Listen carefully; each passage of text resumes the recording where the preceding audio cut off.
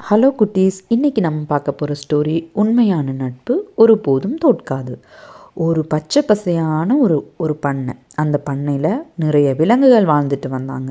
அதில் மாடு, பன்றி, வாத்து, ஆடு, கோழி, இவங்க 5 பேரும் நல்ல ஃப்ரெண்ட்ஸாக இருந்தாங்க. அப்போ ஒரு நாள் வாத்து அவங்க ஃப்ரெண்ட்ஸ் கிட்ட சொன்னிச்சு, ஹே, வெளியில் இதை விட அழகாக இருக்குமா, நான் கேள்விப்பட்டிருக்கேன், நம்ம பண்ணையிலேருந்து வெளி ஊரை போய் சுற்றி பார்த்துட்டு வரலாமா அப்படின்னு கேட்டுச்சான். அதுக்கு அதோட ஃப்ரெண்ட்ஸ் சொன்னாங்களாம், வெளியில் போகிறது நம்மளுக்கு பாதுகாப்பு இல்லை, நம்ம பண்ணையில் இருக்கிறது தான் நம்மளுக்கு பாதுகாப்பு அப்படின்னு அவங்க ஃப்ரெண்ட்ஸு சொன்னாங்களாம். அடுத்த நாள் காலையில் விடிஞ்சு பார்த்தா இந்த வாத்தை எங்கேயுமே காணலையாம். அவங்க ஃப்ரெண்ட்ஸ் எல்லாரும் இந்த வாத்தை தேடி பார்க்குறாங்களாம். அது கிடைக்கவே இல்லையாம். அவங்க 4 பேரும் இந்த வாத்து எங்கே போயிருக்கும் அப்படின்னு சொல்லி ரொம்ப வருத்தமாக அந்த பண்ணையிலேயே இருந்தாங்களாம். அப்போ பார்த்தா இவங்க ஒரு முடிவுக்கு வந்தாங்க. நம்ம இப்படியே இந்த பண்ணைக்குள்ளேயே இருந்தால் நம்ம வாத்தை கண்டே பிடிக்க முடியாது, கண்டிப்பாக இந்த வாத்து வெளியில் தான் போயிருக்கும், நம்ம இந்த பண்ணையை விட்டு வெளியில் போய் நம்ம ஃப்ரெண்டு வாத்தை கண்டுபிடிச்சிட்டு வரலாம் அப்படின்னு சொல்லிட்டு இவங்க 4 பேரும் அந்த பண்ணையை விட்டு வெளியில் போகிறாங்க.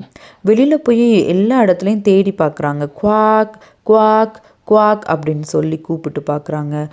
அந்த வாத்து கிடைக்கவே இல்லை. நைட் ஆகிட்டே வருது.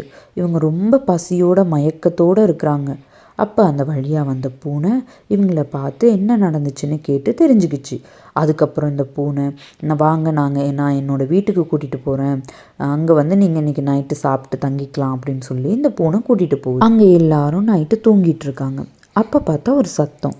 அப்போ இந்த மாடு முழிச்சு பார்த்துச்சு, என்னடா சத்தம் கேட்குது அப்படின்னு வெளியில் போய் பார்த்தா அங்கே இந்த பூனையோட ஓனர் ஒரு வீடை திறந்துட்டு உள்ளே போகிறாரு. அப்போ இந்த மாடு அப்படியே போய் அவர் பின்னாடி அவருக்கு தெரியாமல் போய் ஜன்னல் வழியாக எட்டி பார்த்தா அங்கே நிறைய விலங்குகளை அந்த ஓனர் அடைச்சி வச்சுருக்கிறாரு.